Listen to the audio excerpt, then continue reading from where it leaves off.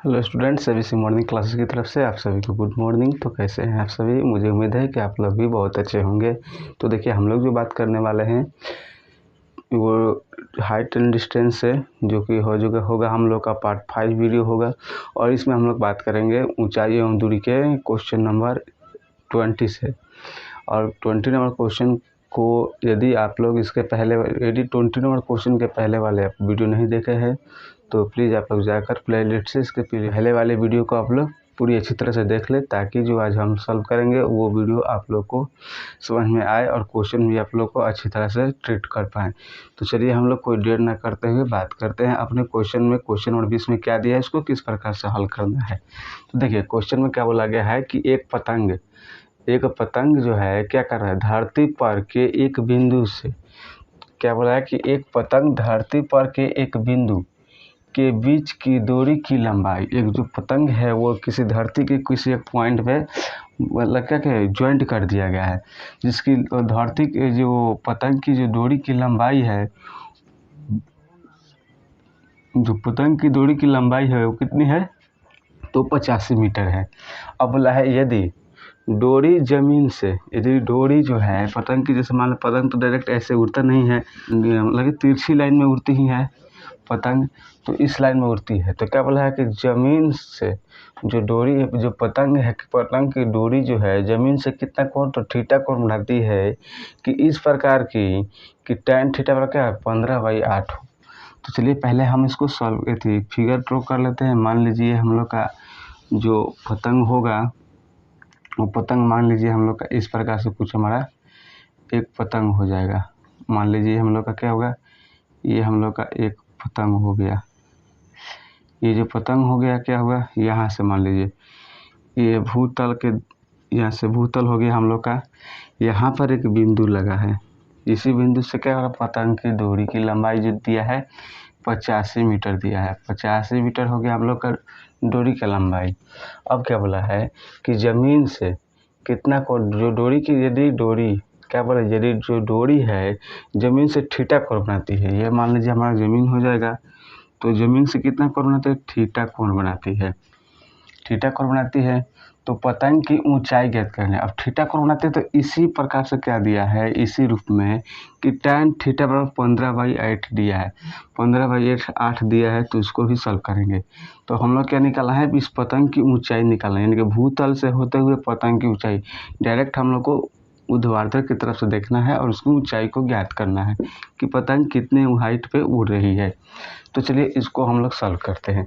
तो यहाँ पर जो लिखते हैं सॉल्व में जो दिया है पहले उसको लिखते हैं। दिया है पतंग की डोरी की लंबाई, पतंग के डोरी की लंबाई कितना है, तो हम लोग का है 85 मीटर, ये न दिया है। तो देखिए ये तो पतंग की डोरी की लंबाई हो गई। अब क्या दिया है कि यहाँ पे थीटा जो है कितना डिग्री का, यहाँ पे थीटा कोण बनाती है, और तथा में दिया है कि tan थीटा बराबर, तथा में क्या दिया है हम लोग का tan थीटा बराबर क्या दिया है 15/8। और tan थीटा क्या होता है, हम लोग का होता है लंब बटे क्या होता है, आधार होता है। तो यहाँ पे हम लोग मान लेंगे, माना कि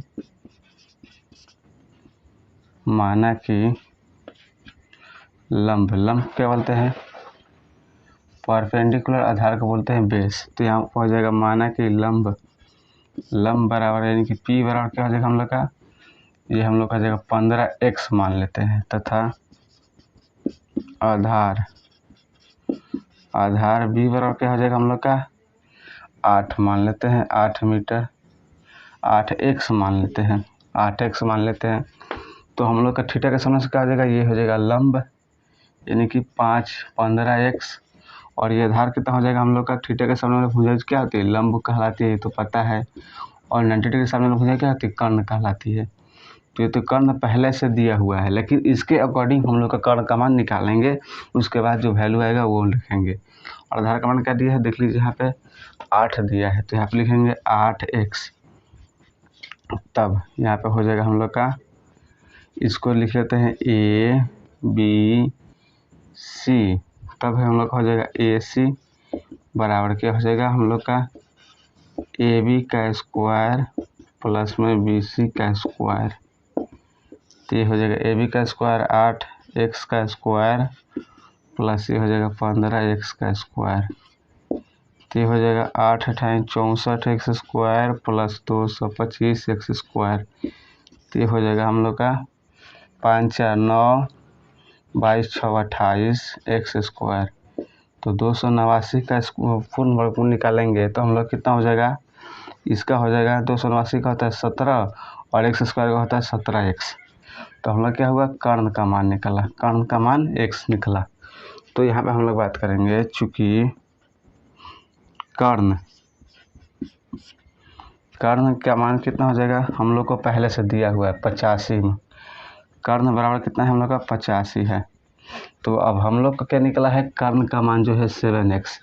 तो यहाँ पर रख सकते हैं कि 17x बराबर हम लोग का हो जाएगा 85।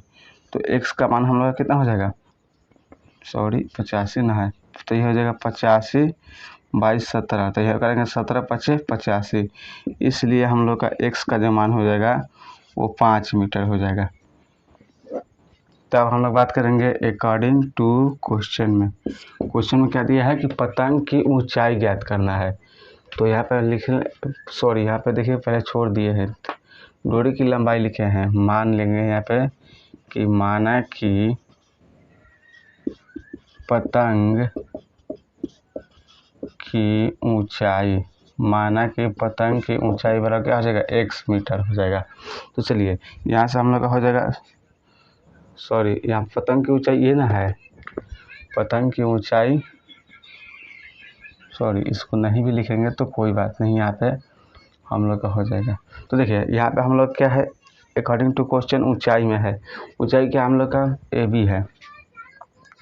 तो हम लोग का AB बराबर क्या दिया है, BC है ना, तो हम लोग का हो जाएगा BC बराबर क्या दिया है 15x। तो हम लोग का ऊंचाई जो होगा, तो BC बराबर क्या हो जाएगा हम लोग का 15 गुने ये क्या है, x का मान दिया है 5, तो इसलिए हो जाएगा हम लोग का BC बराबर क्या हो जाएगा 75। तब हम लोग का क्या कहेंगे, पतंग की ऊंचाई बराबर कितना हो जाएगा 75 मीटर, राइट आंसर होगा।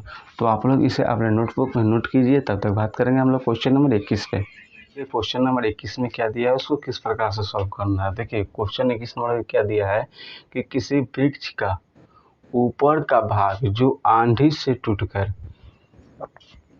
पृथ्वी से जा लगा, आंधी से टूटकर, यहाँ पे लिखते हैं पृथ्वी, यहाँ हो जाएगा पृथ्वी से, आंधी से जो टूटकर पृथ्वी से जा लगा है, पृथ्वी से 30 डिग्री का कोण क्या करता है, तो बनाता है।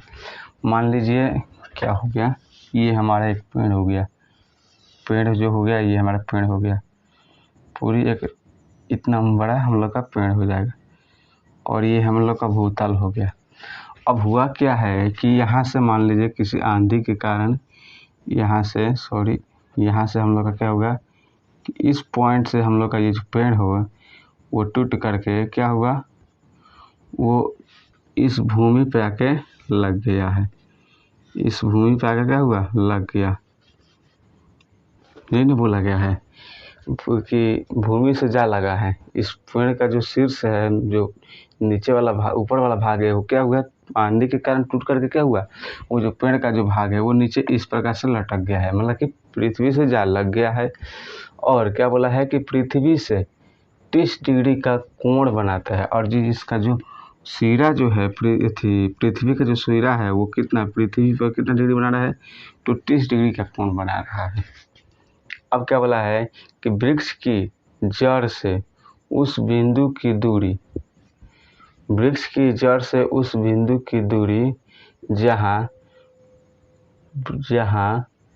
वृक्ष का ऊपरी सिरा पृथ्वी को छूता है। अब जो ये दूरी जो दिया है, जो दूरी है जो देखिए यहाँ पे छूटा है, जहाँ वृक्ष की ऊपरी सिरा पृथ्वी को छूटा है कितना है, जो छूटा है वो कितना होता है, तो 25 मीटर दूरी पर है। अब देखिए यहाँ से ये छूट गया है लिखना, तो यहाँ पर हम लिख दिए कितना है, तो 25 मीटर की दूरी पर ये छूटा है। जो ये वृक्ष है अपने तल से कितने मीटर दूरी पर है, तो 25 मीटर दूरी पर जाकर के ये पेड़ का जो टूटा हुआ भाग यहाँ पे पृथ्वी से आकर संपर्क में आ गया है। तब क्या बोला है, वृक्ष की आरंभिक ऊंचाई ज्ञात करें। यानी कि वृक्ष जो है वो पूरी की पूरी यहाँ से इसकी पूरी की पूरी ऊंचाई हम लोग को ज्ञात करना है। तो चलिए हम लोग ऊंचाई ज्ञात करने के लिए पहले मान लेते हैं इसकी पूरी ऊंचाई को हम लोग x मान लेते हैं, या कोई भी मान लेते हैं, h या x कुछ भी मान सकते हैं हम लोग। ये हम लोग का ऊंचाई हो गया, x हो गया इसकी ऊंचाई। तो चलिए यहाँ पे जो भी स्टेटमेंट होगा उसको हम लोग लिखेंगे। यहाँ पे लिख देंगे सॉल्व में क्या दिया है पहले लिख लेंगे। दिया है, क्या दिया है कि जो वृक्ष की ऊपरी सिरा है जो पृथ्वी को छूता है वो कितने दूरी मीटर पर छूटा है, तो 25 सेंटीमीटर दूरी पर छूटा है। और चलिए इसको हम लोग नामकरण कर सकते हैं, ये हो जाएगा ए बी, ये हो जाएगा सी और ये हो जाएगा डी। इसका नामकरण भी कर लेते हैं। तो पहले लिख लेते हैं ए बी बराबर कितना दिया है, ए बी बराबर कितना दिया है हम लोग का 25 मीटर, और एंगल जो है बी ए सी कितना है 30 डिग्री है, 30 डिग्री है। तो यहाँ पे हम लोग माने क्या है, हम लोग माना कि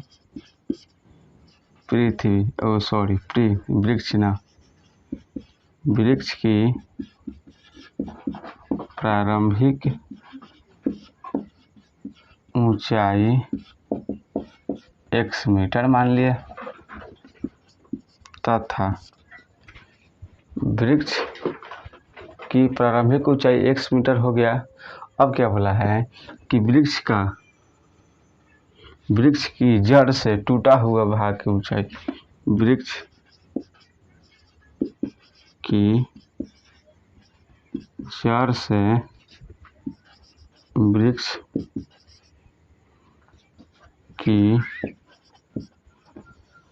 टूटी हुई ऊंचाई, इसको क्या लिखेंगे, टूटी वृक्ष की जड़ से वृक्ष की क्या होता है, तो वृक्ष की इसमें लिख देंगे शेष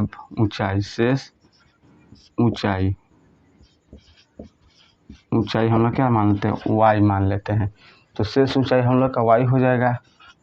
तो हम लोग पूरी ऊंचाई निकालेंगे तो क्या हो जाएगा, x माइनस वाई कर देंगे तो हम लोग का पूरी ऊंचाई हो जाएगा। तो यहाँ पर अगर मान लीजिए तो ये हम लोग का क्या हो जाएगा, x हो गया, y हो गया।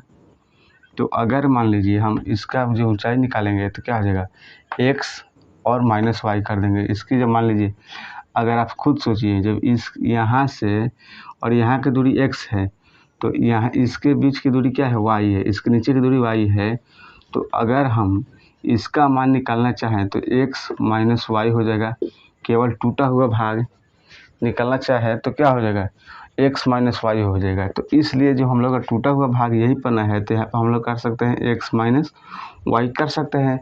श्योर बात है कि जब ये पूरी की पूरी भाग क्या है, x है, और इसमें से y शेष बच गया है, तो जो टूटा हुआ भाग हो जाएगा कितना हो जाएगा, तो पूरी की शेष में पूरी लंबाई में से केवल y जो घटा देंगे, बचा हुआ भाग है वो हम लोग का टूटा हुआ पूर्ण भाग निकल जाएगा।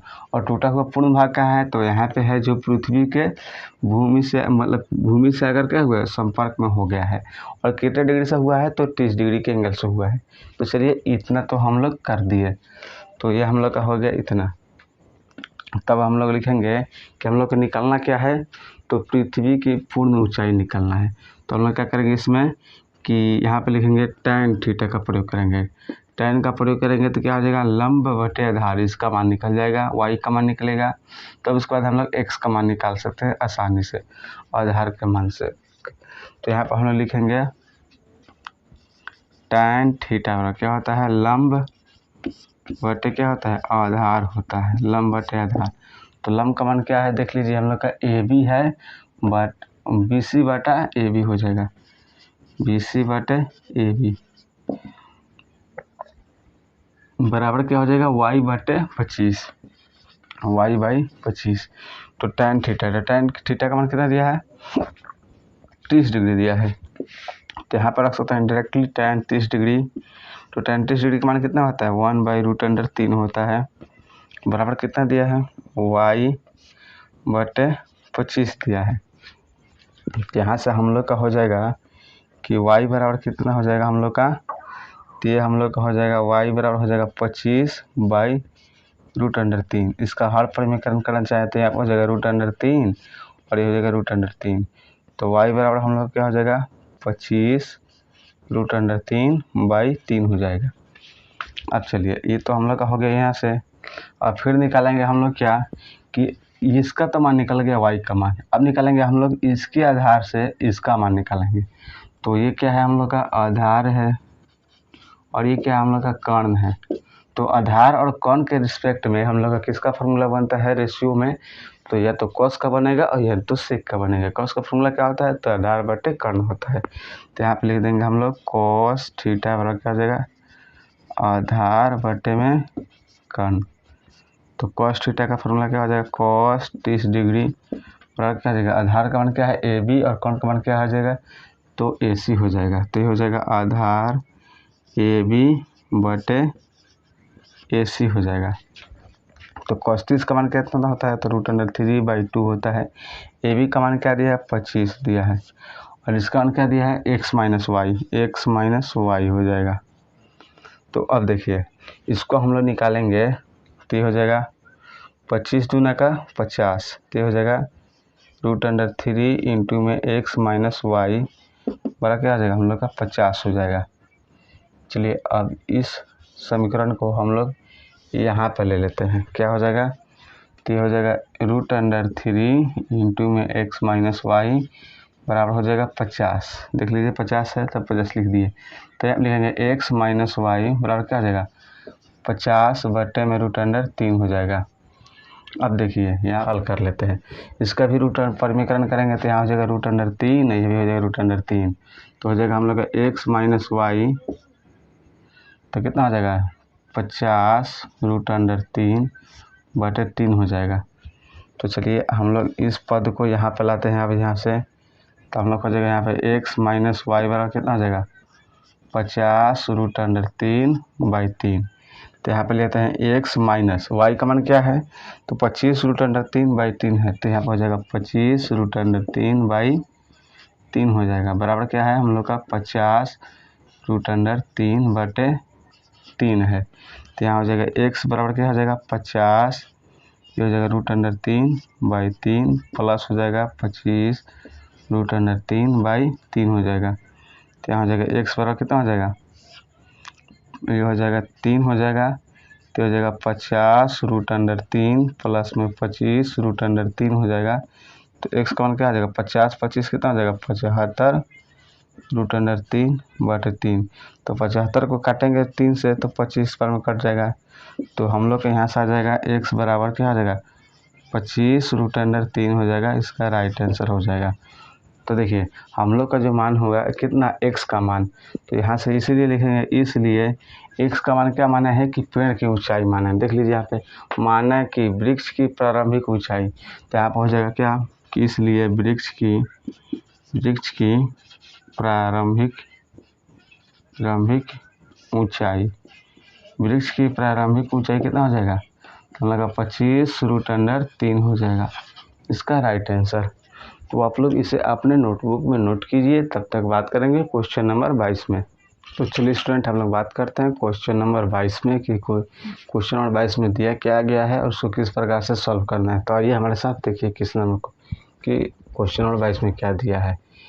बोला है कि एक बिजली का खंभा, क्या है एक बिजली का खंभा है जो 10 मीटर ऊंचा है, एक स्टील का तार खंभे की चोटी से बांधकर, मतलब एक स्टील का तार जो है खंभे की मतलब कि टॉप पॉइंट से बांध करके, यानी कि खंभे की चोटी से बांध करके, अब क्या बोला गया है कि इसे सीधा खड़ा करने के लिए अब किस लिए बना गया है, तो इसे सीधा खड़े करने के लिए कि मान लीजिए किसी लोड के कारण कोई खंभा इधर उधर टेढ़ा ना हो।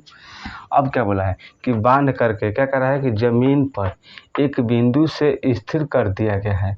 जैसे मान लीजिए यहाँ पे क्या है, एक 10 मीटर का पोल है, यानी क्या है, यहाँ से हम लोग का एक खंभा है, 10 मीटर का खंभा है हम लोग का। अब 10 मीटर का खंभा होते हुए भी यहाँ से एक स्टील का वायर इस तरह से टाना मार दिया गया है कि पोल कभी इधर की तरफ झुकाव ना हो, पोल की झुकाव इस साइड ना हो, एकदम खड़े रहे। ठीक, तो इसमें क्या बोला है कि स्टील का तार खंभे की जड़ से क्या कर है, जाने वाले क्षैतिज रेखा बांध दिया, स्टील कर दिया गया है। तो क्या बोला है, यदि स्टील का तार खंभे की जड़ से जाने वाले क्षैतिज रेखा 45 डिग्री का कोण बना रहा है। जो स्टील का तार है वो क्या बोला है कि यहाँ से जाने वाली जो क्षैतिज रेखा जो होगी यहाँ पे कितना 45 डिग्री का कोण बना रही है। 45 डिग्री कोण बना रही है तो स्टील की तार की लंबाई ज्ञात करना है। तो यहाँ पे इसकी लंबाई ज्ञात करना है। चलिए हम लोग इसको सॉल्व करते हैं। तो यहाँ मान लेते हैं ये हम लोग का हो जाएगा ए बी, इसको मान लेते हैं सी। तो चलिए अब हम लोग इसको सॉल्व करते हैं। तो यहाँ पे लिखेंगे हल। हल लिखने के बाद लिखेंगे कि माना कि स्टील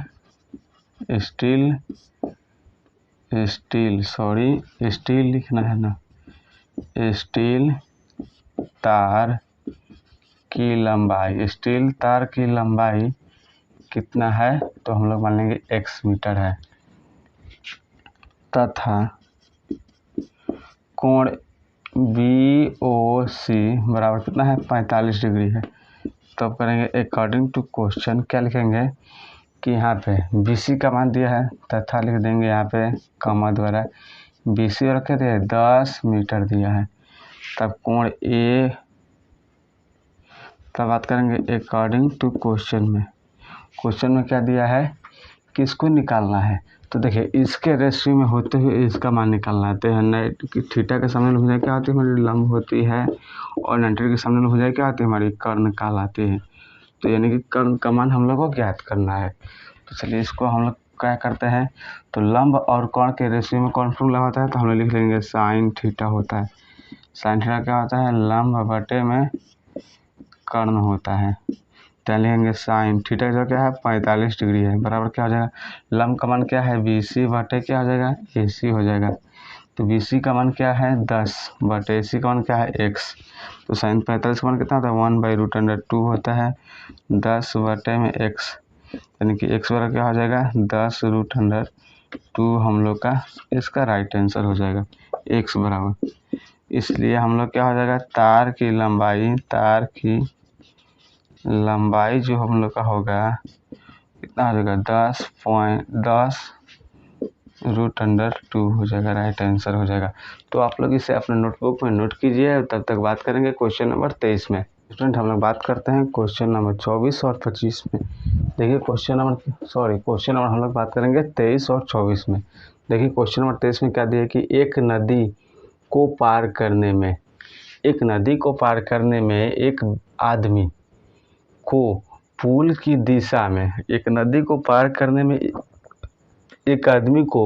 दिशा में यानी क्या करें एक छोर से दूसरी छोर तक जाने में, यानी कि पुल की दिशा में ही जाना है उसको, और एक छोर से दूसरी छोर तक जाने में 250 मीटर दूरी तय करनी पड़ती है।